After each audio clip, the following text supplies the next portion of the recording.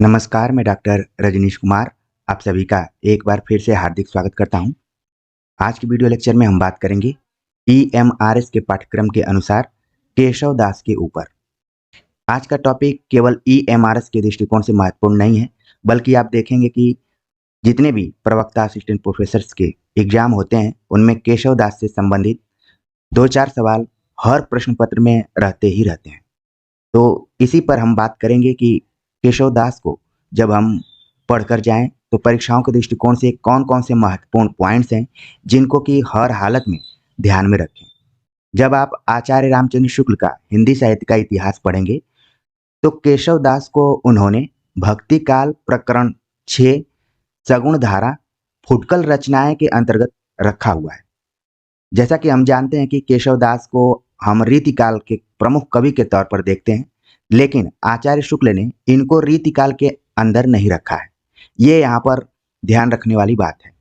उन्होंने अपनी पुस्तक में केशव दास को भक्ति काल प्रकरण 6 के अंतर्गत सगुण धारा के अंतर्गत रखा हुआ है और फुटकल रचनाएं, जैसा कि आप जानते हैं कि आचार्य रामचंद्र शुक्ल ने अपने इतिहास ग्रंथ में एक फुटकल खाता खोला हुआ था, जिसमें उन कवियों को शामिल किया जाता था जिनकी प्रवृत्ति, समय इत्यादि बहुत क्लियर नहीं हुआ करते थे, तो उनको फुटकल खाते में रख दिया जाता था। वही हालत केशव दास की भी है।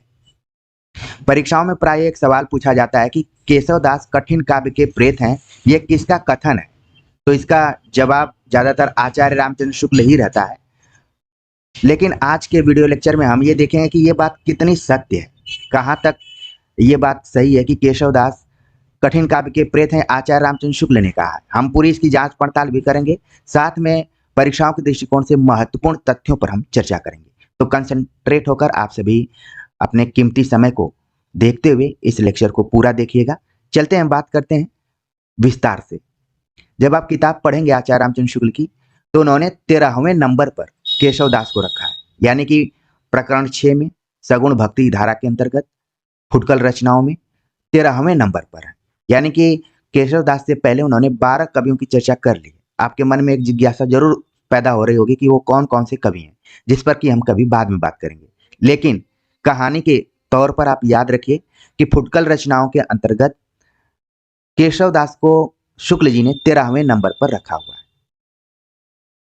शुक्ल जी लिखते हैं कि ये सनाढ़ ब्राह्मण कृष्णदत्त के पौत्र और काशीनाथ के पुत्र थे। केशव दास का परिचय आप देखिए कि इनका संबंध सनाढ़ ब्राह्मण परिवार से था। कृष्णदत्त के पौत्र, यानी कि कृष्णदत्त भी अपने समय में महत्वपूर्ण व्यक्ति रहे होंगे, तभी इनका नाम यहाँ पर उल्लिखित किया गया है।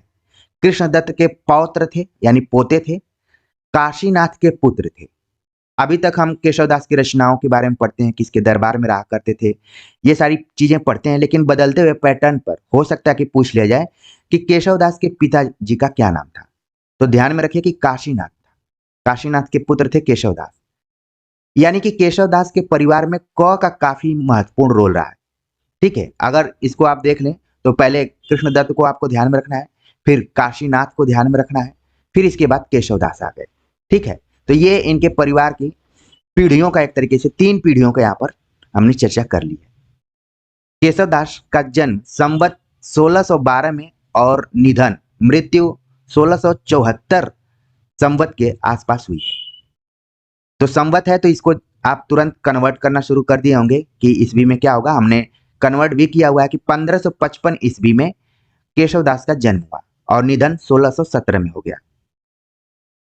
ओरछा नरेश महाराज राम के भाई इंद्रजीत सिंह की सभा में ये रहते थे, जहां इनका बहुत मान था। यानी कि केशव दास इंद्रजीत सिंह के राज दरबारी कवि थे, जो कि महाराज राम के भाई थे। ओरछा नरेश को ध्यान में रखिए, ओरछा से संबंध रहा है केशव दास का। और जिस राज दरबार में केशव दास रहा करते थे, वहां पर इनका बड़ा मान था, मतलब सम्मान था बहुत। इनके घराने में बराबर संस्कृत के अच्छे पंडित होते आए थे, जिसका जिक्र मैंने पहले ही कर दिया है कि कृष्णदत्त, काशीनाथ, इसके बाद केशव दास, यानी कि इनके घराने में संस्कृत के अच्छे पंडित होते आए थे। इनके बड़े भाई बलभद्र मिश्र भाषा के अच्छे कवि थे। इस प्रकार की परिस्थिति में रहकर ये अपने समय के प्रधान साहित्य शास्त्रज्ञ कवि माने गए। यानी कि केशवदास के बाबा से भी परिचय हो गया, इनके पिताजी से भी परिचय हो गया, इनके बड़े भाई जिनका नाम है बलभद्र मिश्र। ध्यान में रखिए, क्योंकि परीक्षाओं में कई बार परिवार से संबंधित भी सवाल पूछ लिए जाते हैं, जिससे कि अगर इस लेक्चर को आप सुन रहे हैं तो आपका कॉन्सेप्ट एकदम से क्लियर हो जाए। मेरी यही कोशिश रहती है कि हम तथ्यों से तो परिचित हो ही, साथ में तथ्यों का विश्लेषण भी करें, तभी पढ़ाई का अच्छा आपको आनंद आएगा, आपको लगेगा कि नहीं हम सही जगह पर पढ़ रहे हैं। केशवदास के बड़े भाई कौन थे? बलभद्र मिश्र, जो कि भाषा के अच्छे कवि थे। अब उस जमाने में भाषा के अच्छे कवि किसको माना जाता था? जो रस, अलंकार, छंद, व्याकरण इत्यादि के बारे में अच्छी पकड़ रखता हो, वही भाषा का जानकार माना जाता था। बलभद्र मिश्र उसी टाइप के थे और केशवदास के ऊपर इनका प्रभाव पड़ा। इसलिए कहा जाता है कि केशवदास अपने समय के प्रधान साहित्य शास्त्रज्ञ कवि माने गए। इनके आविर्भाव काल से कुछ पहले ही रस, अलंकार आदि काव्यांगों के निरूपण की ओर कुछ कवियों का ध्यान जा चुका था। यह स्वाभाविक भी था, क्योंकि हिंदी काव्य रचना प्रचुर मात्रा में हो चुकी थी। लक्ष्य ग्रंथों के उपरांत ही लक्षण ग्रंथों का निर्माण होता है। केशवदास जी संस्कृत के पंडित थे, अतः शास्त्रीय पद्धति से साहित्य चर्चा का प्रचार भाषा में पूर्ण रूप से करने की इच्छा इनके लिए स्वाभाविक थी। आप देख रहे हैं कि जिस केशवदास को हम रीतिकाल या फिर आचार्य रामचंद्र शुक्ल के दृष्टिकोण से भक्ति काल सगुण मार्ग ये शाखा में फुटकल रचनाओं के अंतर्गत पढ़ रहे हैं, वो संस्कृत के पंडित थे। एक जमाना था जब संस्कृत के विद्वान हुआ करते थे तो उनका बड़ा सम्मान होता था, जैसे वर्तमान समय में अंग्रेजी के विद्वानों का होता है। तो केशवदास जी संस्कृत के पंडित थे और इसका प्रभाव इनके ऊपर दिखाई पड़ता है। शास्त्रीय पद्धति से ये साहित्य चर्चा करते थे, स्वाभाविक था। फिर से आचार्य रामचंद्र शुक्ल थोड़ा सा पीछे खींचकर ले जा रहे हैं। लिखते हैं कि केशवदास के पहले संवत 1598 में कृपाराम थोड़ा रस निरूपण कर चुके थे। यानी कि 1541 ईस्वी के आसपास में जो काम केशवदास ने शुरू किया था, बाद में चलकर उसको कृपाराम ने पहले ही शुरू कर दिया था। इसीलिए आप परीक्षाओं में जाते हैं तो कई बार एक सवाल आता है कि रस का निरूपण या फिर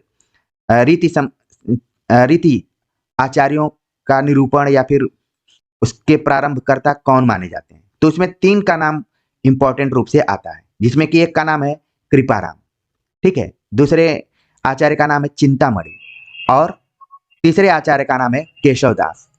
इन तीनों का नाम आप देखते हैं विकल्पों में रहता है और अलग अलग हिंदी के आलोचकों ने इन्हें प्रवर्तक के तौर पर देखा हुआ है। तो यहाँ पर आचार्य रामचंद्र शुक्ल ने पीछे खींचकर ले जाने का प्रयास किया है कि जिस रस निरूपण की चर्चा हम कर रहे हैं केशवदास के समय में, उसको 1541 ईस्वी के आसपास में कृपाराम ने शुरू कर दिया था, ठीक है। इसी समय में चरखारी के मोहनलाल मिश्र ने श्रृंगार सागर नामक एक ग्रंथ श्रृंगार संबंधी लिखा था। ये देखिए पॉइंट महत्वपूर्ण है, आपके मन में आना चाहिए कि ये चरखारी कहाँ पर है। चरखारी जो वर्तमान समय में यूपी के महोबा जिले में पड़ता है। जो भी विद्यार्थी महोबा से जुड़े होंगे चरखारी को अच्छे से जानते होंगे। तो ओरछा हो गया, महोबा हो गया, ये सब आसपास के ही जिले रहे हैं, एक तरीके से पड़ोसी क्षेत्र माने जा सकते हैं। तो चरखारी के कवि हैं मोहनलाल मिश्र, जिन्होंने एक रचना की श्रृंगार सागर। देखिए कई बार जब हम तैयारी करते हैं और पढ़ते हैं तो कई तथ्य जो कि अवान्तर तथ्य के रूप में माने जाते हैं, जैसे मान लीजिए इस लेक्चर में मैं केशवदास के बारे में बात कर रहा हूँ, लेकिन यहाँ पर मोहनलाल मिश्र का जिक्र हो गया और इनकी एक खास रचना का नाम है श्रृंगार सागर। इस रचना का इंपॉर्टेंट तब दिखाई पड़ेगा जब ये परीक्षा में पूछी जाएगी कि श्रृंगार सागर के रचयिता कौन है। तो जो भी विद्यार्थी इस लेक्चर को सुन रहे होंगे वो तुरंत बता देंगे कि मोहनलाल मिश्र का है, और जो नहीं सुन रहे होंगे तो वो खोजेंगे कि कहाँ इनको हमने पढ़ा था, जबकि हमने पढ़ा था केशवदास के संदर्भ में। तो उम्मीद है कि श्रृंगार सागर आप लोग अपने दिमाग में रख लिए होंगे कि मोहनलाल मिश्र का है, जो कि श्रृंगार रस संबंधी लिखा गया है। चरखारी कहाँ पर है? महोबा में है। आगे चर्चा है, नरहरि के कवि के साथ अकबरी दरबार में जाने वाले कर्नेश कवि ने कर्णाभरण, श्रुति भूषण और भूपभूषण नामक 3 ग्रंथ अलंकार संबंधी लिखे हैं। यहां पर देखिए पिछले साल के क्वेश्चन पेपर को आप देखेंगे तो कर्नेश कवि का जिक्र कई बार आप देख रहे होंगे। तो उनकी 3 रचनाओं के बारे में यहाँ पर बात की गई है। कर्णाभरण, श्रुतिभूषण और भूपभूषण। ये 3 ग्रंथ हैं और तीनों ग्रंथ अलंकार संबंधी हैं। नरहरि का जिक्र आपने तुलसीदास के संबंध में भी देखा होगा और यहाँ पर देखिए केशवदास को जब हम पढ़ रहे हैं तो वहां पर भी नरहरि का जिक्र हुआ है। नरहरि के कवि के साथ अकबरी दरबार में जाने वाले कर्नेश कवि, जिनकी 3 रचनाओं के बारे में बात किया है, तीनों रचनाएं अलंकार से संबंधित हैं। पर अब तक किसी कवि ने संस्कृत साहित्य शास्त्र में निरूपित काव्यांगों का पूरा परिचय नहीं कराया था। यह काम केशवदास जी ने किया था।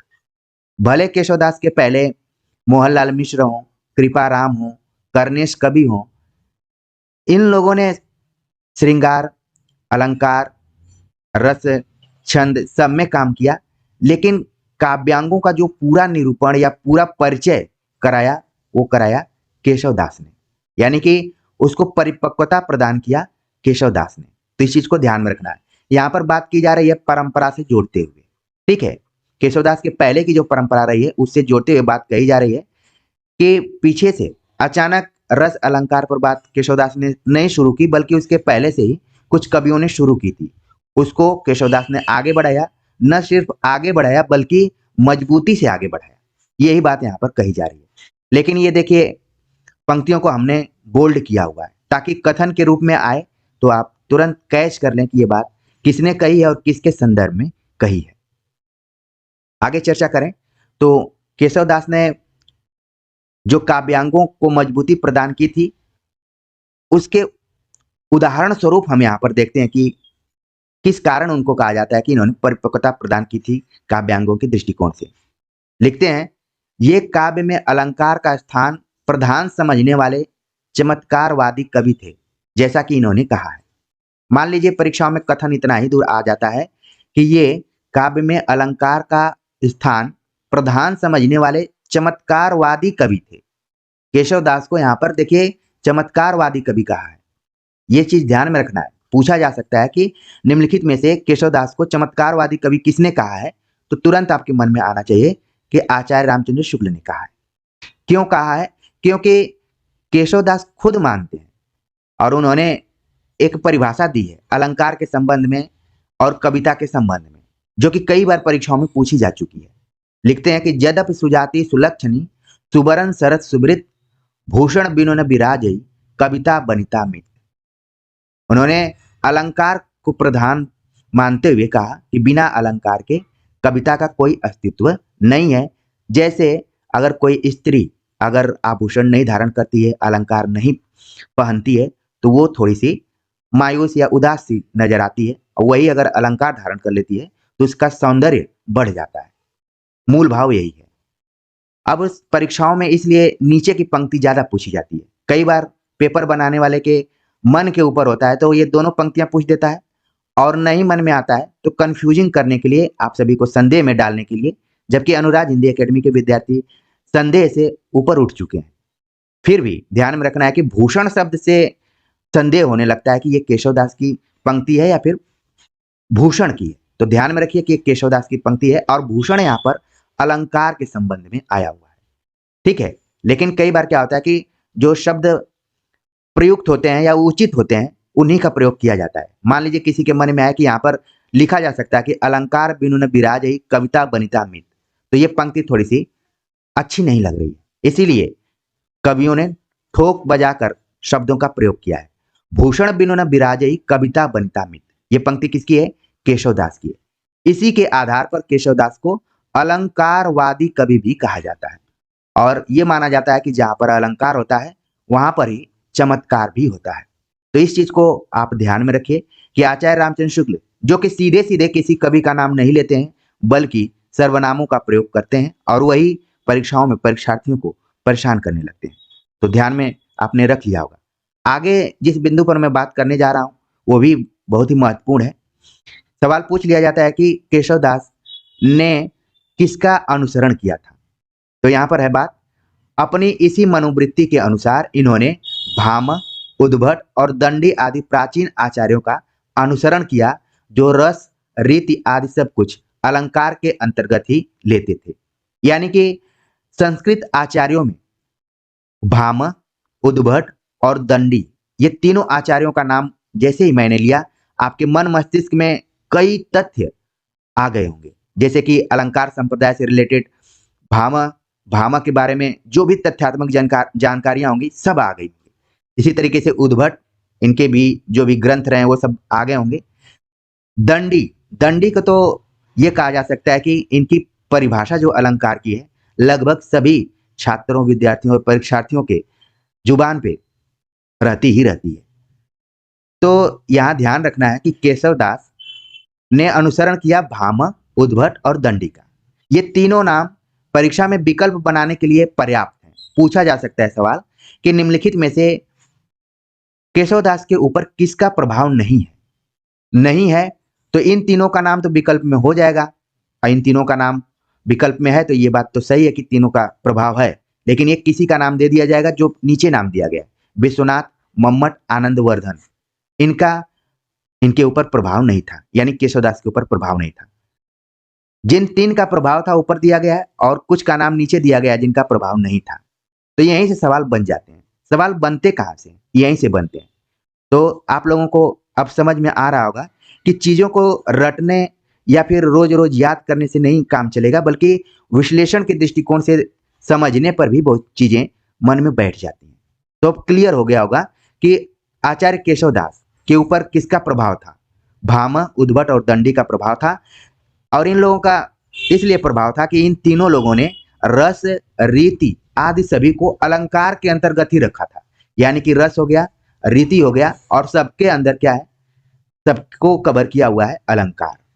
ठीक है, आप रीजनिंग के सवाल लगाते होंगे तो इसी तरीके से कई चीजों को बनाकर आप समझते होंगे, तो यहां पर भी समझ लीजिए। आगे लिखते हैं कि साहित्य शास्त्र को अधिक व्यवस्थित और समुन्नत रूप में लाने वाले मम्मट, आनंदवर्धनाचार्य और विश्वनाथ का नहीं है।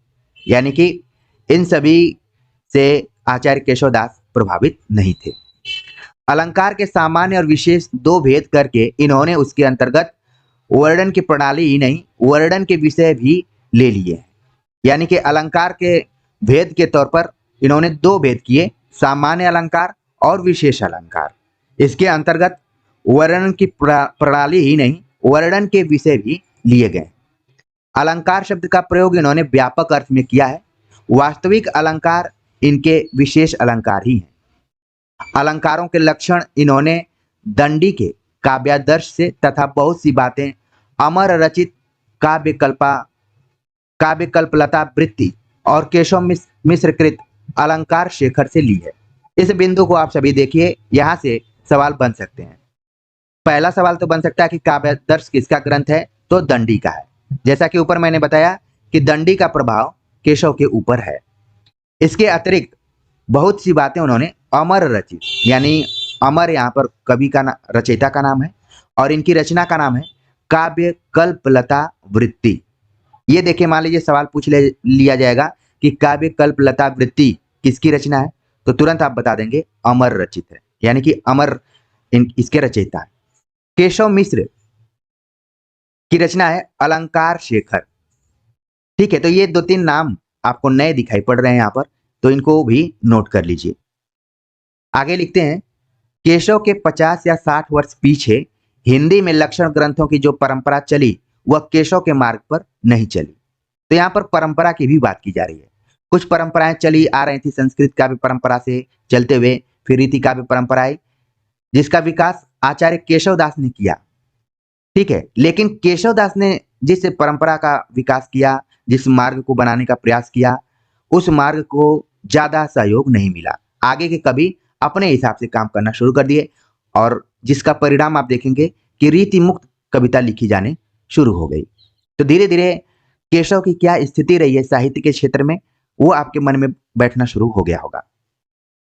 आगे बात करते हैं काव्य के स्वरूप के संबंध में, तो वह रस की प्रधानता मानने वाले काव्य प्रकाश और साहित्य दर्पण के पक्ष पर रही और अलंकारों के निरूपण में उसने अधिकतर चंद्रालोक और कुवलयानंद का अनुसरण किया।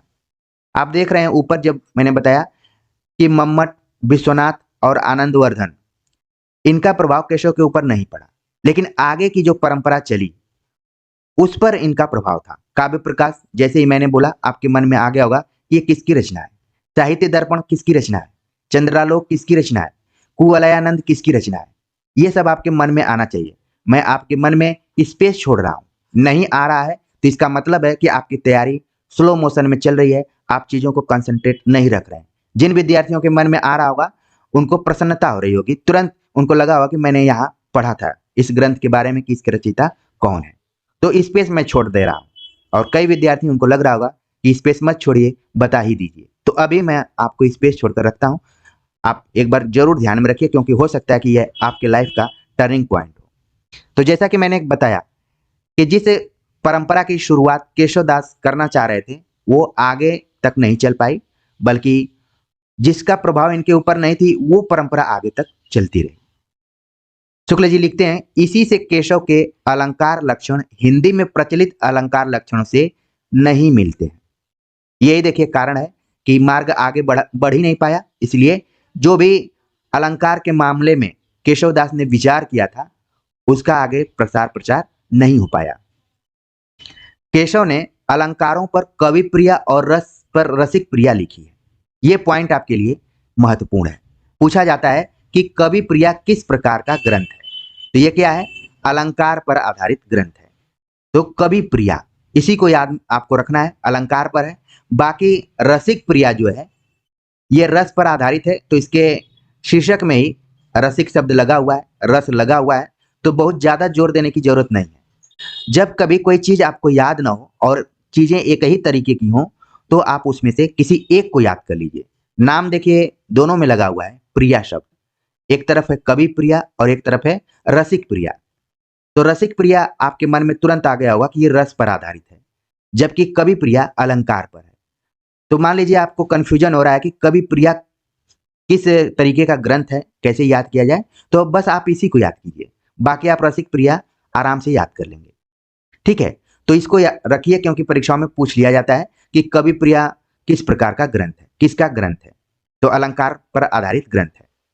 इन ग्रंथों में केशव का अपना विवेचन कहीं नहीं दिखाई पड़ता, सारी सामग्री कई संस्कृत ग्रंथों से ली हुई मिलती है। यानी कि कवि प्रिया में जो भी अलंकारों की बात की गई है उसमें केशव का अपना कोई विवेचन नहीं दिखाई पड़ता है, बल्कि अलग अलग सामग्री यहाँ से ली गई है, संस्कृत ग्रंथों से ली गई है। ठीक वैसे ही जैसे आप वन लाइनर किताबों को पढ़ते हैं तो उसमें कोई खास विवेचन नहीं होता है, किसी भी तथ्य को लेकर विश्लेषण नहीं होता है, बल्कि अलग अलग किताबों का संकलन होता है और आप रोज समय निकालकर उसको पढ़ते हैं। तो यही कहा जा सकता है कि मान लीजिए आप किसी पात्र में पानी लिए हुए, मान लीजिए बाल्टी में पानी लिए हुए हैं, तो उस बाल्टी में जितना पानी होगा उसको फैलाएंगे तो उतना ही दूर जाएगा, फिर गिराएंगे तो देखेंगे पानी एक अपना जगह बना लेता है, उतना ही दूर तक जाता है। तो जब तक आप विवेचन और विश्लेषण नहीं करेंगे तो आपका मानसिक विस्तार नहीं हो पाएगा, चीजें वहीं की वहीं तक रह जाएंगी। आप भले परीक्षाओं में सफल हो जाएंगे लेकिन आपके अंदर उतना कॉन्फिडेंस नहीं रहेगा। लेकिन इस लेक्चर को आप अगर सुन रहे होंगे और उसी तन्मयता के साथ नोट्स बना रहे होंगे तो आपको अच्छा लग रहा होगा कि हमने बहुत सारी नई चीजें सीखी हुई हैं। तो केशवदास जिनको कि हम अलंकारवादी कवि मानते हैं, लेकिन जिस अलंकार का इन्होंने विश्लेषण किया, आगे बढ़ाने का प्रयास किया अलंकारों के लक्षण के आधार पर, उनमें इनको ज्यादा सफलता नहीं मिली। कारण यही था कि जब आपके अंदर मौलिकता नहीं होती है तो आप ज्यादा दिन तक चीजों को नहीं खींच सकते हैं। ठीक है, कारण मैंने बता दिया कि इन्होंने विवेचन कुछ खास नहीं किया था, बल्कि अलग अलग जगहों से सामग्रियां ली हुई थी। आगे और खुलासा होगा। लिखते हैं शुक्ल जी कि नामों में अवश्य कहीं कहीं थोड़ा हेर फेर मिलता है, जिससे गड़बड़ी के सिवा और कुछ नहीं हुआ है। उपमा के जो 22 भेद केशव ने रखे हैं उनमें से 15 तो ज्यों के त्यों दंडी के हैं, 5 केवल नाम भर बदल दिए गए हैं। ये देखिए मामला। सवाल पूछा जा सकता है कि केशवदास ने उपमा के कितने भेद किए हैं। उपमा अलंकार के केशवदास ने 22 भेद किए हुए हैं। मान लीजिए यही सवाल आ जाएगा तो ये परीक्षा का कठिन सवाल हो सकता है, लेकिन यहाँ जो विद्यार्थी सुन रहे हैं उनके लिए ऐसे कोई प्रश्न नहीं है जो कि उनके लिए कठिन हो। तो ध्यान में रखिए कि केशवदास ने उपमा के 22 भेद किए थे, उसमें से इन्होंने 15 जो भेद किए हैं वो दंडी के ज्यों के त्यों ले लिए हैं, क्योंकि दंडी का मैं ऊपर बता रहा हूं कि इनके ऊपर प्रभाव था। उसमें से 5 केवल नाम भर बदल दिए गए हैं। नाम बदलने की जो प्रणाली है वो कोई नई नहीं है। आप देख रहे हैं कि केशव दास भी नाम बदलने में माहिर थे। ठीक है, तो इसको लेकर एक परंपरा रही है कि कट कॉपी पेस्ट और नाम बदलकर काम करने की। तो केशव दास आप देख रहे हैं कि किस तरीके से चल रहे थे, इसीलिए इनका आगे बहुत ज्यादा नहीं चल पाया। आगे बहुत सारे तथ्य हैं जिसमें कि बताया जा रहा है कि इसी प्रकार आक्षेप के जो 9 भेद केशव ने रखे हैं उनमें 4 तो ज्यों के त्यों दंडी के हैं। यानी कि आप देख रहे हैं कि केशव दास दंडी से कुछ ज्यादा प्रभावित रहे। 5वां मरणाक्षेप दंडी का मूर्छाक्षेप ही है, यानी कि खाली नाम बदल दिया है। यहाँ पर देख रहे हैं मूर्छाक्षेप को इन्होंने मरणाक्षेप कर दिया। कवि प्रिया का प्रेमालंकार दंडी के प्रेयस का ही समानांतर है या नामांतर है। ठीक है, तो यहाँ पर देख रहे हैं कि कैसे आचार्य केशव दास अलंकारों के नाम को बदलकर अपने नाम से उन्होंने आगे बढ़ाया, लेकिन बाद में चीजें पकड़ में आ गई, इसलिए ज्यादा इनको सफलता नहीं मिली है। तो इससे सीखिए, आप लोग भी सीखिए। मैं भी सीखने का प्रयास करता हूँ, इसीलिए आप देखते होंगे कि मैं वन लाइनर किताबों को नहीं पढ़ाता हूँ, क्योंकि अगर वन लाइनर किताबों को मैं पढ़ाऊंगा तो फिर मेरे पढ़ने लिखने की, आप लोगों से जुड़ने का जो भी उद्देश्य है वो सब निरर्थक साबित हो जाएगा। इसलिए प्रिय मित्रों, छात्रों, विद्यार्थियों, आपसे मेरा करबद्ध निवेदन है कि इस चैनल को आप ये मानकर चलिए कि जिस नाम से इसको मैंने रखा हुआ है एकेडमी, ये खास उद्देश्य से ही है कि आप परीक्षाओं के दृष्टिकोण से तथ्यों को भी ध्यान में रखें और विश्लेषण भी करें, तभी आपको आनंद आएगा। चलते हैं आगे, बात करते हैं। कई बार हम भी भावनात्मक रूप से आपसे जुड़ जाते हैं, ठीक है ना। बहुत सारी बातें ऊपर कही गई हैं। कुल मिलाकर जो आचार्य केशव दास हैं वो दंडी से ही प्रभावित रहे। तो अब आपके मन में आ गया होगा कि ये भाई जो दंडी थे वही आगे चलकर केशव को प्रभावित किए थे, यही बस याद रखना है। बाकी ऑप्शन देखकर तुरंत धड़ाक से मार देना है। अब जिस बिंदु पर मैं बात करने जा रहा हूं वो ऐसा बिंदु है जो कि आपको याद रखना है। लिखा गया कि केशव के रचे 7 ग्रंथ मिलते हैं। सवाल पूछ लिया जाता है कि आचार्य रामचंद्र शुक्ल ने अपने इतिहास ग्रंथ में केशव की कुल कितनी रचनाओं की चर्चा की है, तो इसकी संख्या क्या है? 7 है। इसी तरीके से तुलसीदास के बारे में भी आचार्य शुक्ल ने बताया। आचार्य शुक्ल के इतिहास को पढ़ेंगे तो उन्होंने हर रचनाकार की रचनाओं की संख्याओं को भी बताया हुआ है और बाकी ढेर सारी चीजें हैं। तुलसीदास के बारे में उन्होंने बताया था कि कुल 12 ग्रंथ हैं, जिसमें 5 बड़े हैं और 7 छोटे हैं। इस टाइप से 12 ग्रंथ हो गए। यहाँ पर आप देख रहे हैं कि केशव के रचे 7 ग्रंथ मिलते हैं। वो 7 ग्रंथ कौन से हैं?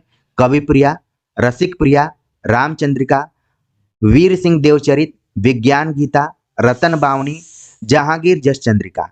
ये 7 रचनाएं केशव दास की हैं। तो आपके मन में तुरंत आ गया होगा, जो हमारे बच्चे बहुत ही सांकेतिक ढंग से मुझे समझते हैं वो लिख लिए होंगे इस तरीके से कि कवि प्रिया अलंकार ग्रंथ, रसिक प्रिया याद करने की जरूरत नहीं, रस, रामचंद्रिका प्रबंध काव्य, आगे हम इसके बारे में बात करेंगे और नाम से ही पता चल रहा है कि ये राम के बारे में होगा। वीर सिंह देवचरित, इसको भी काव्य की का दर्जा दिया गया है, लेकिन आगे और क्लियर होगा कि काव्य है कि नहीं है। इसी तरीके से विज्ञान गीता, रतन बावनी, जहांगीर जस चंद्रिका, ये सभी रचनाएं केशव दास द्वारा रची गई हुई है। तो यहाँ पर आप देख रहे हैं बातों ही बातों में आपको रचनाओं से भी परिचय प्राप्त हुआ, साथ में वो किस प्रकृति की हैं, रचनाएं किस प्रकृति की हैं, विषय वस्तु क्या है, उनसे भी आप परिचित हो गए होंगे।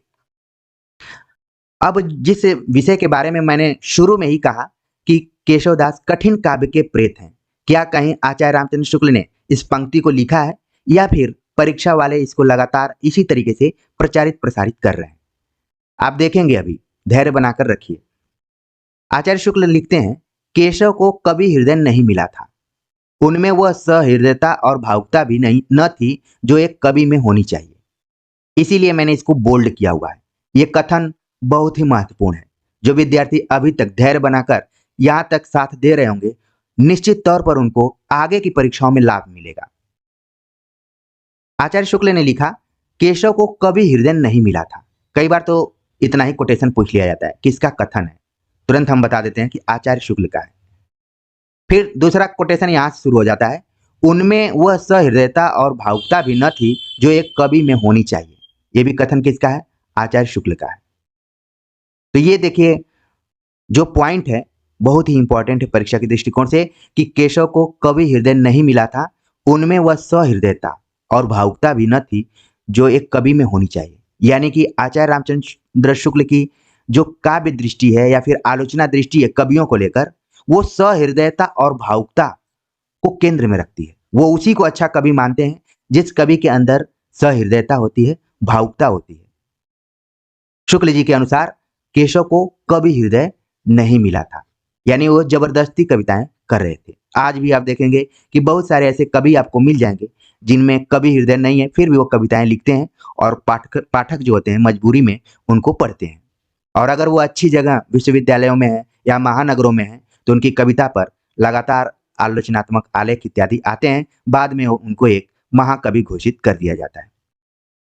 तो देखिए, कवियों को मापने का पैमाना प्रतिमान अलग अलग रहा है, इसीलिए कविता के नए प्रतिमान, नए कविता के प्रतिमान और तमाम किताबें पब्लिश हुई हैं।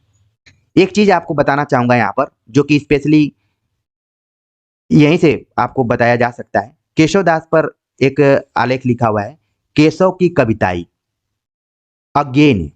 आपको मौका मिले तो जरूर पढ़िएगा, क्योंकि अज्ञेय पे हमने रिसर्च किया था तो इस आलेख को मुझे पढ़ने का मौका मिला। क्योंकि अज्ञेय आचार्य रामचंद्र शुक्ल से बाद के कवि हैं, आलोचक हैं। तो शुक्ल ने जैसे ही बड़ी तीखी तरीके से केशवदास की आलोचना की है, कबीर के बाद हमें लगता है कि आचार्य शुक्ल ने केशव को ही इस तरीके से उपेक्षित टाइप या फिर थोड़ा सा रूखापन दिखाते हुए इसका मूल्यांकन किया है। तो आगे चलकर केशव पर अज्ञेय ने एक आलेख लिखा, या फिर इसको बोल सकते हैं कि एक आलोचनात्मक मूल्यांकन किया है, केशव की कविताई। इसको नोट कर लीजिए, हो सकता है कि पूछा जाए। आगे बात करते हैं। शुक्ल जी लिखते हैं कि वे संस्कृत साहित्य से सामग्री लेकर अपने पांडित्य और रचना कौशल की धाक जमाना चाहते थे। शब्दों पर देखिए, शब्दों पर ध्यान दीजिए कि आचार्य शुक्ल की लेखनी कैसे मतलब बोल रही है। अगर कहीं मंच पर बोलते तो शायद और प्रभावी होता। यहाँ पर भी आप सभी प्रभावित हो ही रहे होंगे। ऊपर बता दिया गया था कि केशव के अंदर कोई मौलिकता नहीं थी, बल्कि वो संस्कृत साहित्य से ही बहुत सारा उधार लिए थे। खासतौर से उसमें एक कवि हैं दंडी, उन्हीं से। और काम क्या करना चाहते थे? संस्कृत साहित्य से सामग्री लेकर पांडित्य और रचना कौशल की धाक जमाना चाहते थे। जैसे वर्तमान समय में आप देखते होंगे, यात्राओं में जाते होंगे या फिर कहीं बड़ी जगहों पर जाते होंगे, तो लोग अपनी धाक जमाने के लिए अंग्रेजी शब्दों का प्रयोग करते हैं, जिससे कि लगे कि भाई इन्होंने पढ़ाई की है, ये एक इलीट परिवार से संबंधित हैं, ये उच्च कुल परिवार के हैं, अंग्रेजी जानते हैं। तो आज अंग्रेजी जब हम बोलते हैं तो धाक जमाने के लिए एक जमाना था जब संस्कृत कोई बोलता था तो वो अपने को बताता था कि मैं पांडित्य, मेरे अंदर विद्वत्ता है, मैं उच्च कुल परिवार से हूं, मेरे अंदर रचना कौशल है। धाक जमाना चाहते थे। समय वही होता है, परिस्थितियां बदलती जाती हैं। जो एक समय था संस्कृत का, आज संस्कृत की स्थिति क्या है आप सभी भली भांति जानते हैं। बस अगर ये कंपलसरी ना हो कि हिंदी के साथ संस्कृत होनी चाहिए तो शायद ही ये कॉम्बिनेशन बन पाए। तो समय समय का खेल है। तो प्रिय विद्यार्थियों, सबका समय आता है और जाता है, तो इसलिए कभी निराश भी नहीं होना है आप लोगों को। फिर से एक बार मैं चलता हूँ।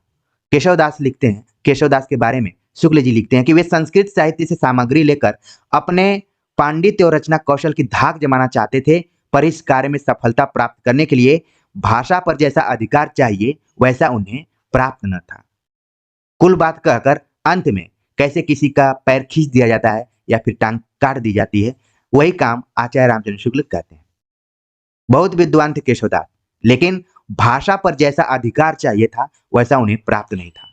शुक्ल जी को भाषा पर अधिकार प्राप्त करने वाले कवियों में सूर, तुलसी और जायसी नजर आते हैं।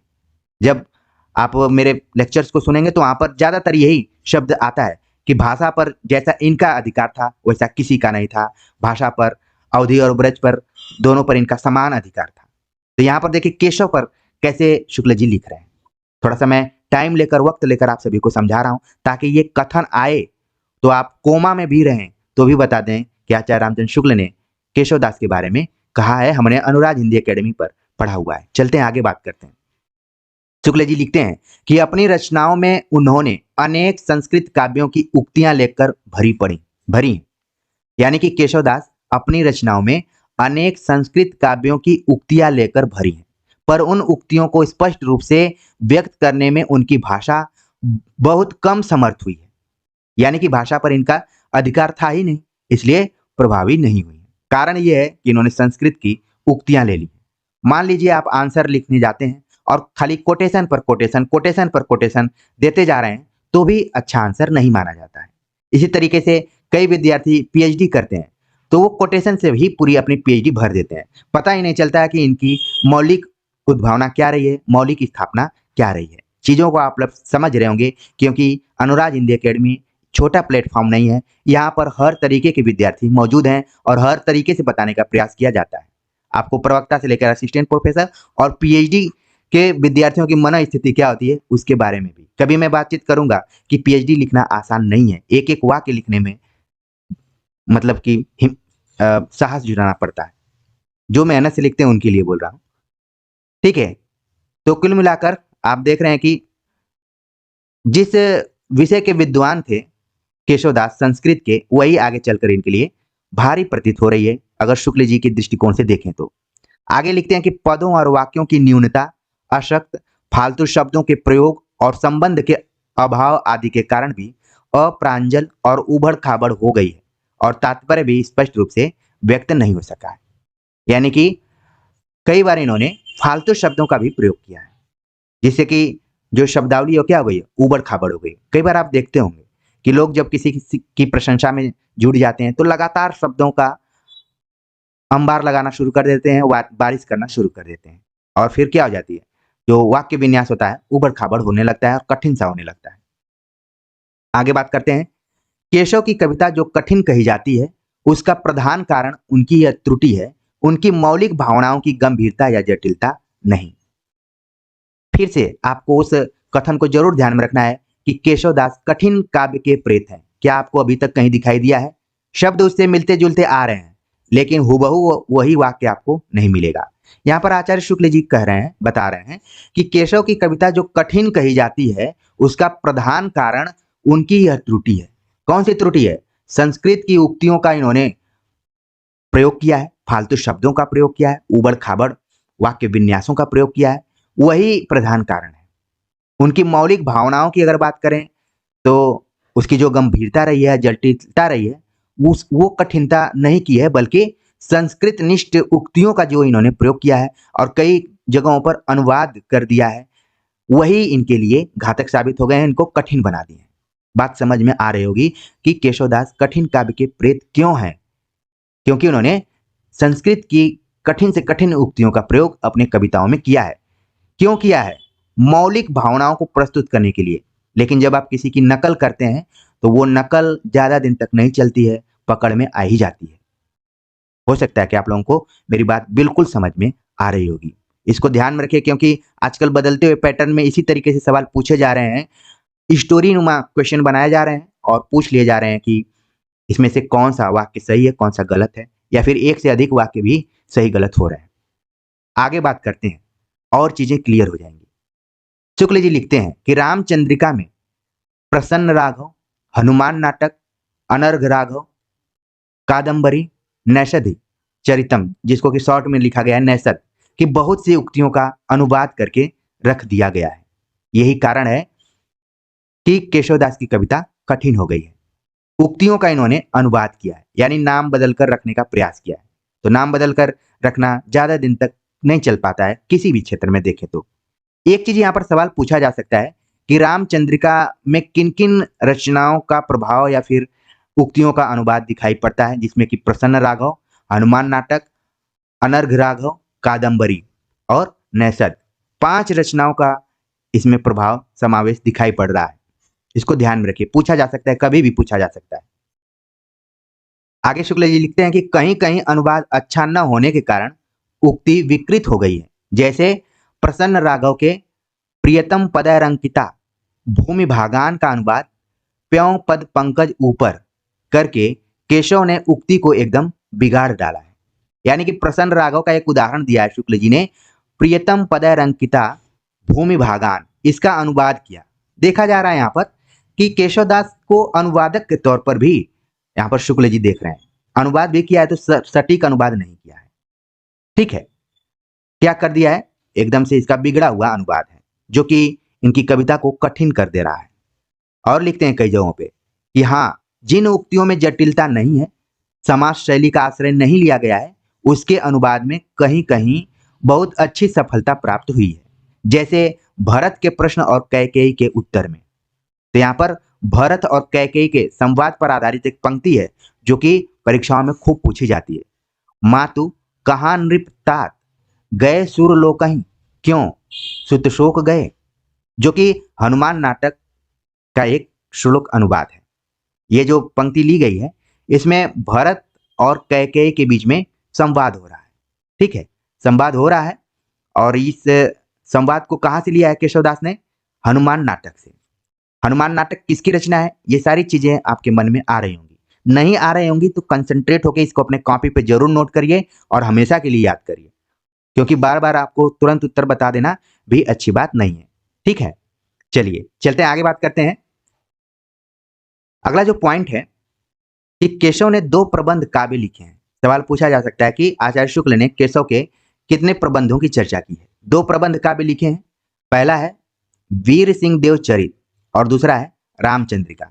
यानी जिस रामचंद्रिका के बारे में हमने ऊपर भी बात की, यहां पर आपको क्लियर करके रखना पड़ेगा कि रामचंद्रिका एक प्रबंध काव्य है, क्योंकि परीक्षाओं में प्रबंध काव्य, काव्य, खंड काव्य, ठीक है, गीत काव्य, ये सब ऑप्शन में आ जाते हैं तो हम दबाव में गलत आंसर लिख देते हैं। लेकिन अब मुझे पूरी उम्मीद है कि आप सभी ध्यान में रखेंगे कि रामचंद्रिका एक प्रबंध काव्य है।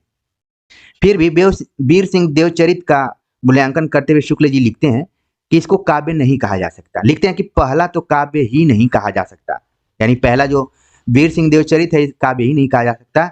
इसमें वीर सिंह देव का चरित्र तो थोड़ा है, दान लोभ आदि के संवाद भरे हैं।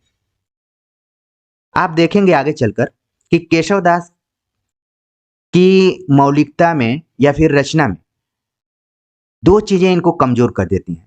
एक तो संस्कृत की उक्तियों का अनुवाद, ठीक है, और दूसरा इनकी रचनाओं में ज्यादातर दान लोभ आदि के संवाद ज्यादा दिखाई पड़ते हैं। नाम भले इस रचना का नाम है वीर सिंह देवचरित, लेकिन इसमें चरित का जो अंश है वो बहुत थोड़ा है, लेकिन दान लोभ आदि के संवाद भरे पड़े हुए हैं। आगे लिखते हैं कि रामचंद्रिका अवश्य एक प्रसिद्ध ग्रंथ है, पर यह समझ रखना चाहिए कि केशव केवल उक्त वैचित्र और शब्द क्रीड़ा के प्रेमी थे। शब्दों पर ध्यान दीजिए। लोग कहते हैं ना कि शब्दों पर ध्यान मत दीजिए, भावनाओं पर ध्यान दीजिए, लेकिन यहाँ पर शब्दों और भावनाओं दोनों पर ध्यान देना है। कैसे शुक्ल जी लिख रहे हैं? रामचंद्रिका को प्रसिद्ध ग्रंथ मानते हैं, लेकिन लिखते हैं कि केशव केवल उक्त वैचित्र और शब्द क्रीड़ा के प्रेमी थे। केशव जैसे लोग आपके आसपास में भी मिलते होंगे जो उक्त वैचित्र और शब्द क्रीड़ा के प्रेमी माने जाते हैं, और उन्हीं को कहा जाता है कि ये बहुत अच्छे वक्ता हैं। जो जितना उक्त वैचित्र और शब्द क्रीड़ा प्रेमी होगा वो उतना ही अच्छा वक्ता आज के समय में माना जाता है। लेकिन आचार्य रामचंद्र शुक्ल की दृष्टि में आप देख रहे हैं कि ये उनकी कमजोरी मानी जा रही है। केशवदास की कमजोरी है उक्त वैचित्र और शब्द क्रीड़ा। हर जगह ये बातें नहीं चल सकती हैं। तो रामचंद्रिका के संदर्भ में शुक्ल जी ने केशवदास के बारे में क्या लिखा है, यही पंक्ति आपको ध्यान में रखना है कि केशव केवल उक्त वैचित्र और शब्द क्रीड़ा के प्रेमी थे। आगे लिखते हैं कि जीवन के नाना गंभीर और मार्मिक पक्षों पर उनकी दृष्टि नहीं थी, अतः वे मुक्तक रचना के ही उपयुक्त थे, प्रबंध रचना के नहीं। रीतिकाल में एक मुक्तक रचना लिखी जाती थी जिसमें कि बिहारी को माना जाता है कि एक तरीके से महारत। आगे चलकर रीतिकाल में बहुत सारे कवियों ने लिखा है। यहां पर केशवदास का मूल्यांकन करते हुए शुक्ल जी लिखते हैं कि जीवन के नाना गंभीर और मार्मिक पक्षों पर उनकी दृष्टि नहीं थी, अतः जो भी उनकी रचनाएं हैं उनको प्रबंध कहना उतना ठीक नहीं है, मुक्तक कहा जा सकता है। यहाँ पर एक तरीके से कंफ्यूजन सा क्रिएट कर दिया गया है, लेकिन स्पष्ट रूप से उन्होंने एक जगह लिखा भी है कि जो रामचंद्रिका है वो क्या है, प्रबंध काव्य के रूप में है। यहाँ पर आप लोग देख सकते हैं। आलोचक हैं, विश्लेषण कर रहे हैं, तो विश्लेषण को भी ध्यान में रखना है। आगे चलकर एक एक पॉइंट आप देखेंगे कि आपको नोट करते रहना पड़ेगा। लिखते हैं प्रबंध पटुता उनमें कुछ भी न थी। मान लीजिए कथन आ जाता है कि किसके संदर्भ में और किसका कथन है, तो तुरंत आपके मन में आएगा कि हमने अनुराग हिंदी एकेडमी में पढ़ते हुए केशवदास के संदर्भ में आचार्य शुक्ल का यह कथन है। ठीक है, प्रबंध पटुता उनमें कुछ भी न थी। क्यों नहीं थी? आगे चलकर शुक्ल जी ने प्रबंध काव्य के लिए 3 बातें अनिवार्य मानी हुई हैं, और ये तो शुक्ल जिन्हें केशव दास के मूल्यांकन के संदर्भ में लिखा है, लेकिन आपको यूजीसी नेट और जितने भी परीक्षाएं हैं जो कि अब बहुत ही सब्जेक्टिव आधार पर क्वेश्चन पूछ रहे हैं, उनके दृष्टिकोण से याद करना है। प्रबंध काव्य के लिए 3 बातें अनिवार्य हैं। पहला है संबंध निर्वाह, दूसरा है कथा के गंभीर और मार्मिक स्थलों की पहचान, और तीसरा है दृश्यों की स्थानगत विशेषता। आप देखेंगे कि ये तीनों जो बातें हैं प्रबंध काव्य के लिए, तुलसीदास के संदर्भ में आचार्य शुक्ल बड़े ही प्रसन्नता से इसका उल्लेख करते हैं। कई जगहों पे लिखे हैं कि तुलसीदास की खास विशेषता रही है मार्मिक स्थलों की पहचान, दृश्यों की स्थानगत विशेषता, संबंधों का निर्वाह। रामचरितमानस जैसे महाकाव्य में जिन संबंधों की बात की गई है, शायद किसी महाकाव्य में होगी। ये शुक्ल जी के दृष्टिकोण से मैं बता रहा हूं कि वो प्रबंध काव्य के लिए जो 3 महत्वपूर्ण बातें मानते हैं वो कौन कौन सी हैं। यही वो 3 बातें हैं कि संबंध का निर्वाह होना चाहिए, कथा के गंभीर और मार्मिक स्थलों की पहचान होनी चाहिए। केवल प्रबंध काव्य लिखने से काम नहीं चलेगा, इन बिंदुओं को भी ध्यान में रखना पड़ेगा। और साथ में तीसरा है दृश्यों की स्थानगत विशेषता होनी चाहिए।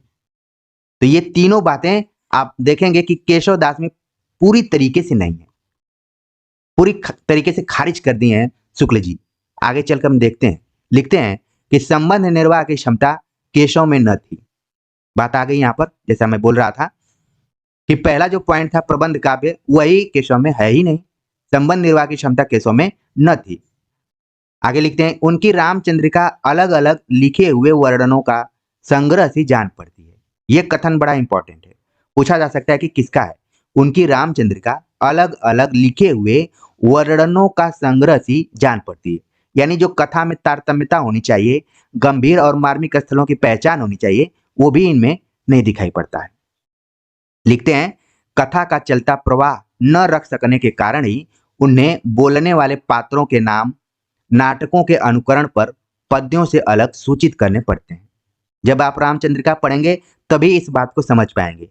अगर आप केवल परीक्षाओं के लिए ही पढ़ रहे हैं तो इतनी चीजों को ध्यान में रखिए कि शुक्ल जी का यह मानना है कि रामचंद्रिका में जो भी कथा वर्णन की गई है, कथा को प्रस्तुत किया गया है, वो तारतम्यता में नहीं है, बल्कि अलग अलग वर्णनों का संग्रह सी जान पड़ती है।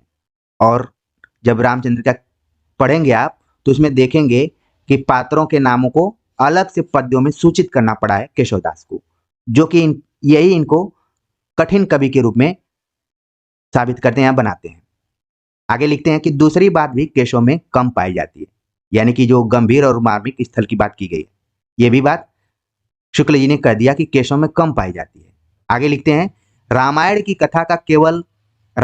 कथा का केशव के हृदय पर कोई विशेष प्रभाव रहा हो, यह बात नहीं पाई जाती। रामायण की कथा का केशव के हृदय पर कोई विशेष प्रभाव रहा हो, इस बात से नहीं सहमत है। कोई बात कह रहे हैं कि यह बात नहीं पाई जाती है रामचंद्रिका को पढ़ते हुए। उन्हें एक बड़ा प्रबंध काव्य भी लिखने की इच्छा हुई और उन्होंने इसके लिए राम की कथा ले ली। यानी कि शुक्ल जी का यह कहना है कि केशव दास को एक बड़ा प्रबंध काव्य लिखना था और उनके मन में इच्छा जागृत हुई और उन्होंने सोचा कि क्या इधर उधर लिखेंगे, राम की कथा को ही ले लेते हैं, और उन्होंने रामचंद्रिका नाम से एक प्रबंध काव्य लिख दिया। बस यही किया है। और ये कोई कहे कि वो राम की कथा या रामायण की कथा से बहुत विशेष प्रभावित थे, ये गलत है, क्योंकि वो प्रभावित थे भामा, दंडी और उद्भट से। समझ रहे हैं बात को? तो देखिए कैसे लिंक जुड़ रहा है। उम्मीद है कि आप सभी को अच्छा लग रहा होगा, आपको लग रहा होगा कि हम जो भी समय दे रहे हैं वो हमारा जाया नहीं जा रहा है। मुझे आप लोगों के समय की बड़ी चिंता रहती है। चलते हैं आगे बात करते हैं। लिखते हैं कि उस कथा के भीतर जो मार्मिक स्थल हैं, उनकी ओर केशव का ध्यान बहुत कम गया है, यानी मार्मिक स्थल की तरफ बहुत कम ध्यान गया है रामचंद्रिका में। वे ऐसे स्थलों को या तो छोड़ गए हैं या यूं ही इतवृत्त मात्र कहकर चलता कर दिया गया है। इस कथन को जरूर ध्यान में रखिए। आगे लिखते हैं राम आदि को वन की ओर जाते देख मार्ग में पड़ने वाले लोगों से कुछ कहलाया भी तो यह कि किंधव मुनिशापहत, किंधव ब्रह्मदोष रत, किंधव को ठग हो। तो देख रहे हैं आप किंधव शब्द का प्रयोग आ रहा है, इसको जरूर ध्यान में रखिए। इसमें एक अलंकार भी है, अगर किसी को जानकारी हो तो जरूर कमेंट्स करें, बाद में हम इसको बता देंगे। लेकिन इस पंक्ति को ध्यान में रखिए कि यह पंक्ति केशवदास की है और रामचंद्रिका से। ऐसा अलौकिक सौंदर्य और सौम्य आकृति सामने पाकर सहानुभूतिपूर्ण शुद्ध सात्विक भावों का उदय होता है। इसका अनुभव शायद एक दूसरे को संदेह की दृष्टि से देखने वाले नीति कुशल दरबारियों के बीच रहकर केशव के लिए कठिन था। आगे लिखते हैं कि दृश्यों की स्थानगत विशेषता, यानी प्रबंध काव्य की तीसरी विशेषता है, केशव की रचनाओं में ढूंढना तो व्यर्थ ही है। आप देख रहे हैं शुक्ल जी की लेखनी कैसे बोल रही है, कैसे उनके शब्द आ रहे हैं। उन्होंने तीनों प्रबंध काव्यों की विशेषताएं बतलाते हुए केशव दास को एकदम से बताया कि ये खरे नहीं उतर रहे हैं, सब में क्या है, फेल है। और यहां पर तो कहा कि दृश्यों की स्थानगत विशेषता यानी लोकल कलर की बात करें तो ढूंढना ही क्या है, व्यर्थ है, समय गंवाना है। आगे लिखते हैं, पहली बात तो यह है कि केशव के लिए प्राकृतिक दृश्यों में कोई आकर्षण नहीं था। देखिए कितना धो धो कर केशव को मार रहे हैं यहाँ पर। एक तरीके से आचार्य रामचंद्र शुक्ल शायद केशव होते तो वो कहीं दौड़ना भागना शुरू कर देते। अभी ऊपर उन्होंने कहा कि रामायण का विशेष इनके हृदय में कोई जगह नहीं थी, भले उन्होंने लिखा। फिर वो कह रहे हैं दूसरी एकदम मारक कथन उनका, देखिए कह रहे हैं कि केशव के लिए प्राकृतिक दृश्यों में कोई आकर्षण नहीं था। मतलब एक हद होती है किसी व्यक्ति की आलोचना करने की। आप भी महसूस कर रहे होंगे, महसूस करेंगे तभी इन कथनों को याद रखेंगे। मैं ये नहीं कह रहा हूं कि मैं शुक्ल जी का विरोध कर रहा हूं, आलोचना कर रहा हूं, जो भी कर रहा हूं, क्योंकि हम विश्लेषण भी कर रहे हैं। एक से एक एकदम से किसी को खारिज करते जाना मतलब उसको हतोत्साहित सा कर देना, लेकिन कुछ ना कुछ तो सच्चाई होगी ही। मेरी कोशिश है कि आपको कथन बिल्कुल याद रहे। आगे लिखते हैं, पहली बात तो यह कह दिए कि प्राकृतिक दृश्यों में इनका कोई आकर्षण नहीं था। दूसरी बात क्या है कि केशव के वे बहुत पहले से ही इसकी परंपरा एक प्रकार से उठ चुकी थी। लिखते हैं कि कालिदास के दृश्य वर्णनों में देशगत विशेषताओं का जो रंग पाया जाता है वह बहुभूति तक तो कुछ रहा, उसके पीछे नहीं। फिर तो वर्णन ऋण हो गया। चारों ओर फैली हुई प्रकृति के नाना रूपों के साथ केशव के हृदय का सामंजस्य कुछ भी न था। यानी एक तरीके से ऐसा लग रहा है कि केशव दुनिया के ऐसे व्यक्ति हैं जिनके अंदर हृदय ही नहीं था। ठीक है, हर जगह पर केशव के हृदयगत बातें आपको इस पूरे लेक्चर में सुनने को मिली होंगी। इसीलिए किसी के मन में आया, उन्होंने कहा कि केशव कठिन काव्य के प्रेत थे। हाँ, ये बात आचार्य शुक्ल ने नहीं कही है। क्यों नहीं कही है कि अब तक आप लोग लेक्चर को सुन रहे हैं, देख रहे हैं, कहीं ये कथन आया नहीं है। ठीक है, कौन कहा है इस पर मैंने एक बहुत पहले वीडियो बनाया हुआ था, आप खोज कर जरूर देखिएगा। और अगर आप कमेंट्स करेंगे तो मैं उसको कमेंट्स बॉक्स में पिन कर दूंगा, वहां से देख सकते हैं। ठीक है, चलते हैं, बात करते हैं आगे। लिखते हैं कि अपनी इस मनोवृत्ति का आभास उन्होंने यह कहकर दिया है कि देखे मुख भावे अनदेखे ही कमल चंद, ताते मुख मुखय सखी कमलनो न चंदरी। तो यहां से ये लग रहा है कि प्राकृतिक जो दृश्य है उनके प्रति कोई आकर्षण नहीं है, और जो भी आसपास में प्रकृति के अनेक रूप हैं उससे भी केशव का कोई हृदयगत सामंजस्य नहीं है। आगे लिखते हैं कि साफ दे दिया है इस बात को कहकर, ऐसे व्यक्ति से प्राकृतिक दृश्यों के सच्चे वर्णन की भला क्या आशा की जा सकती है।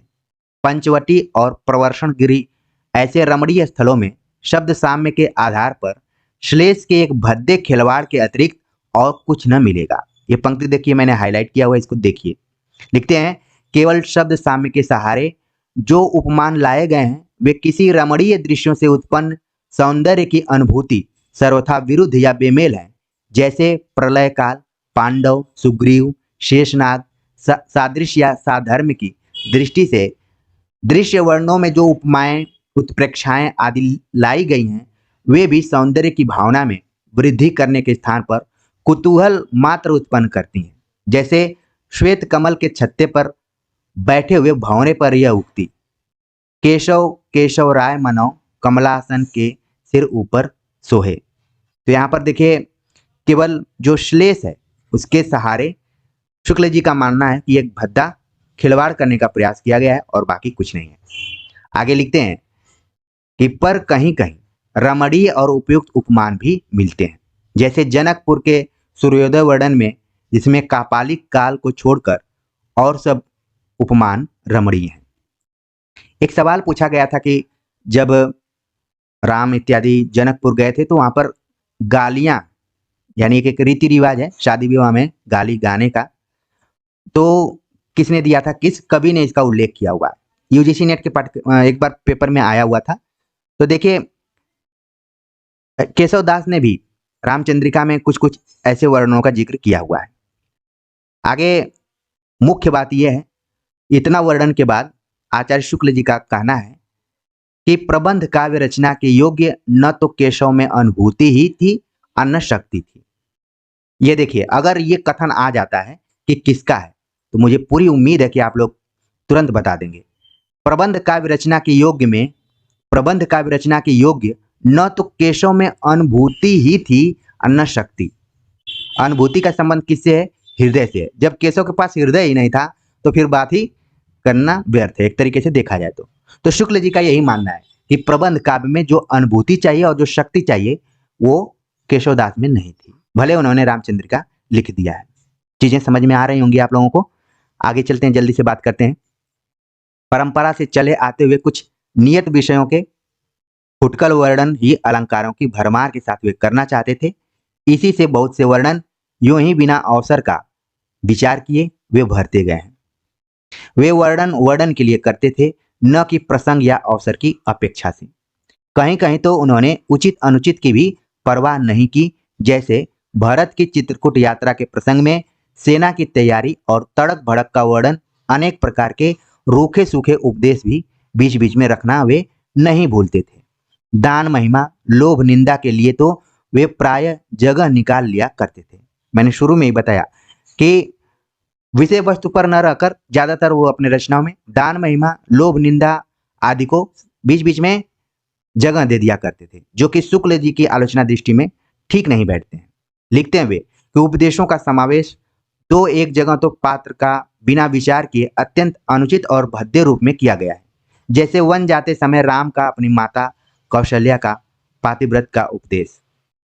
रामचंद्रिका के लंबे चौड़े वर्णनों को देखने से स्पष्ट लक्षित होता है कि केशव की दृष्टि जीवन के गंभीर और मार्मिक पक्ष पर न थी। ये पहले भी कह चुके हैं और यहाँ भी उन्होंने कहा है। उनका मन राजसी ठाठ बाट तैयारी, नगरों की सजावट, चहल पहल आदि के वर्णनों में ही विशेष लगता है। ये कथन बिल्कुल ध्यान में रखिए, पूछा जा सकता है, क्योंकि यह कथन थोड़ा सा चमत्कृत कर देने वाला कथन है। ठीक है, तो इसको ध्यान में रखिए। केशव की दृष्टि जीवन के गंभीर और मार्मिक पक्ष पर न थी। उनका मन राजसी ठाट बाट तैयारी, नगरों की सजावट, चहल पहल आदि के वर्णन में ही विशेषता लगता है। केशव की रचना को सबसे अधिक विकृत और अरुचिकर करने वाली वस्तु आलंकारिक चमत्कार की प्रवृत्ति, जिसके कारण न तो भावों की प्रकृत व्यंजना के लिए जगह बचती है, न सच्चे हृदयग्राही वस्तु वर्णन के लिए। यह कथन भी मैंने हाईलाइट किया हुआ है ताकि इसको आप ध्यान में रखिए। शुक्ल जी का मानना है कि केशव की रचना को सबसे अधिक विकृत और अरुचिकर करने वाली कोई विषय वस्तु रही है, कारण रहा है, तो वह है आलंकारिक चमत्कार। इसके कारण न तो भावों की प्रकृत रूप से व्यंजना की गई है और न ही सच्चे हृदयग्राही वस्तु वर्णन के लिए। अभी भी उस कोटेशन को ध्यान में रखिए। केशवदास कठिन काव्य के प्रेत हैं। अभी तक कहीं आया हुआ है, भाव साम में बातें जरूर आ रही हैं, लेकिन वो सीधे सीधे कथन नहीं आ रहा है। आगे लिखते हैं, पद दोष, वाक्य दोष आदि तो बिना प्रयास जगह जगह मिल सकते हैं। कहीं कहीं उपमान भी बहुत हीन और बेमेल है, जैसे राम की वियोग दशा के वर्णन में यह वाक्य है, बासर की संपत्ति उलुक ज्यों चितवत। तो आप देख रहे हैं यहाँ पर ज्यों शब्द आया हुआ है, तो तुरंत आपके मन में आ गया होगा कौन सा इसमें अलंकार है। तो यहाँ पर उपमान का प्रयोग किया गया है, वो भी क्या है, हीन और बेमेल है। उलुक को लाया गया, उल्लू को लाया गया है। ठीक है ना, तो चीजों को समझ रहे होंगे।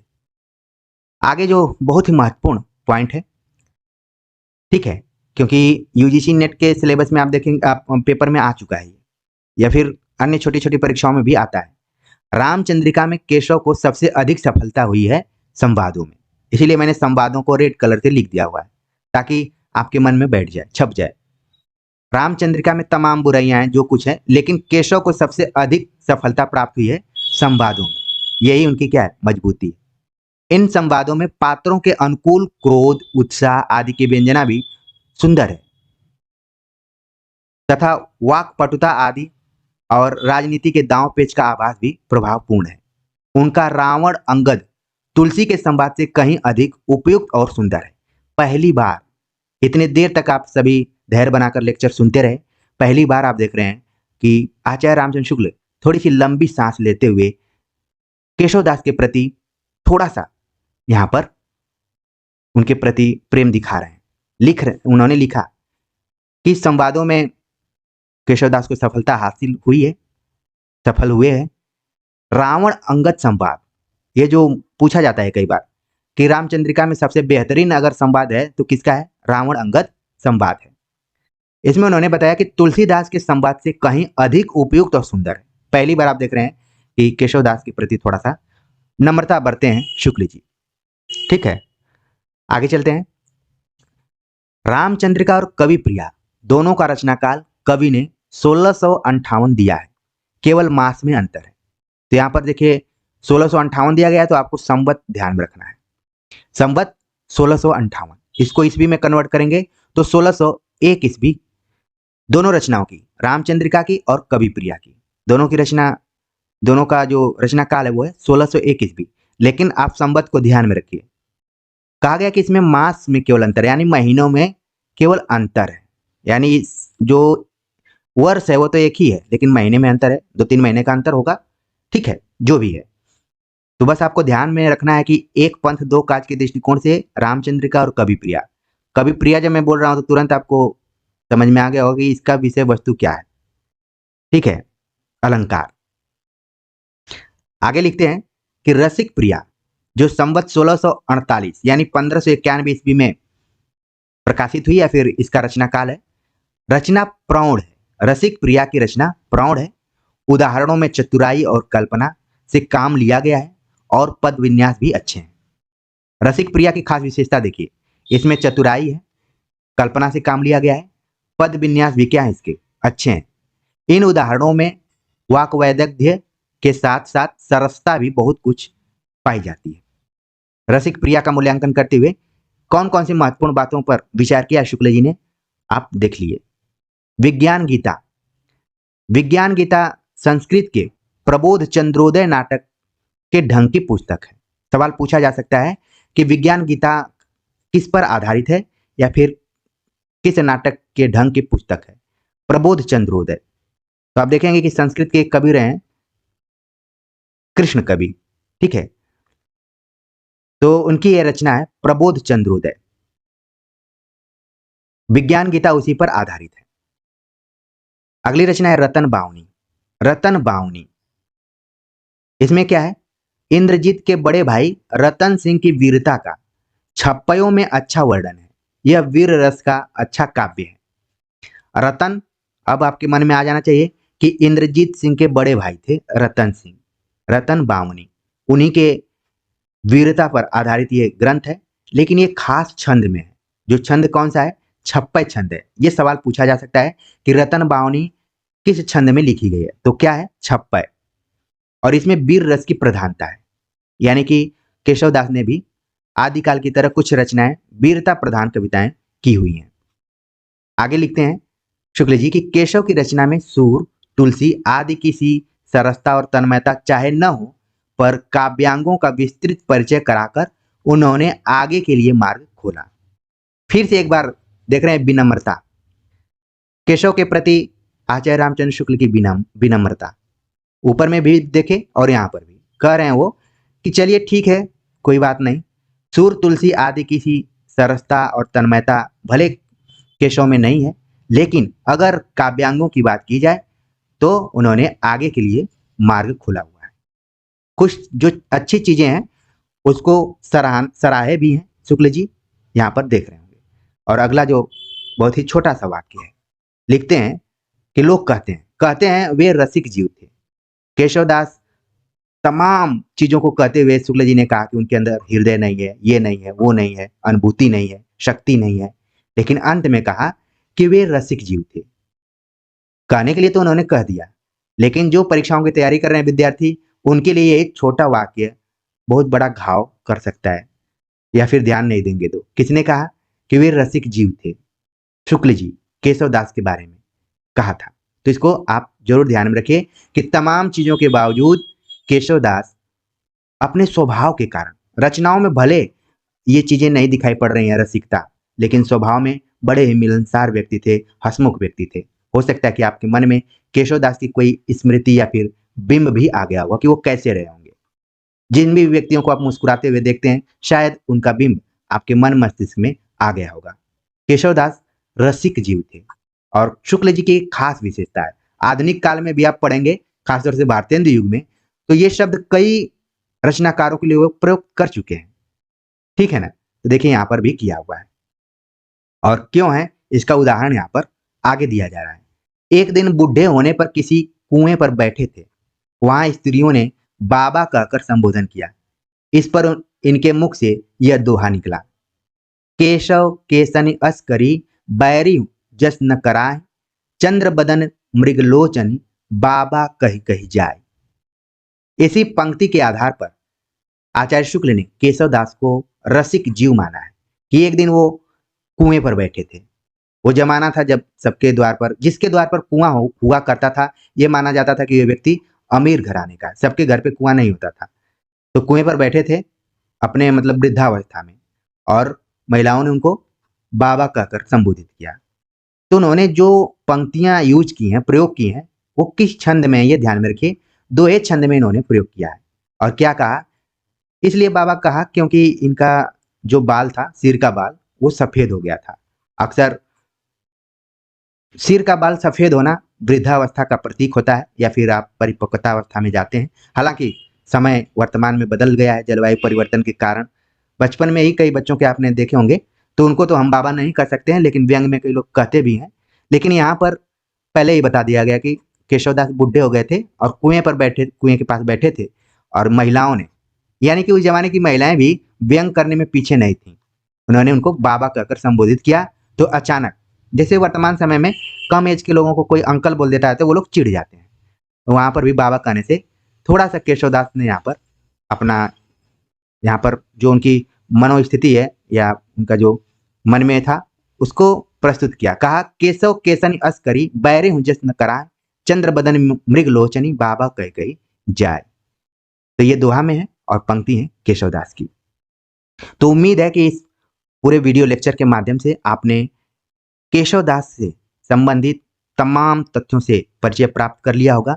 परीक्षाओं में जब आप जाएंगे तो यहाँ से किसी भी तरीके का सवाल केशवदास से बनेगा तो आप 100% उसको सही कर आएंगे, और देखेंगे कि कहाँ से कौन सा कथन पूछा गया है, कौन सा प्रश्न पूछा गया है। अभी भी आपके मन में वो वाला सवाल जरूर होगा कि केशव कठिन काव्य के प्रेत हैं, आचार्य शुक्ल ने कहा है। हमने पूरा लेक्चर आपके सामने प्रस्तुत कर दिया, कहीं ये कोई पंक्ति नहीं दिखाई पड़ी हुई है, उसके भाव साम्य जरूर आपको दिखाई पड़े हुए हैं। तो जब आप किसी गाइड को पढ़ते हैं, वन लाइनर किताबों को पढ़ते हैं, तो आंख बंद करके बिल्कुल नहीं पढ़ना है। ठीक है, तो मिलते हैं आगे नए वीडियो लेक्चर के साथ, तब तक के लिए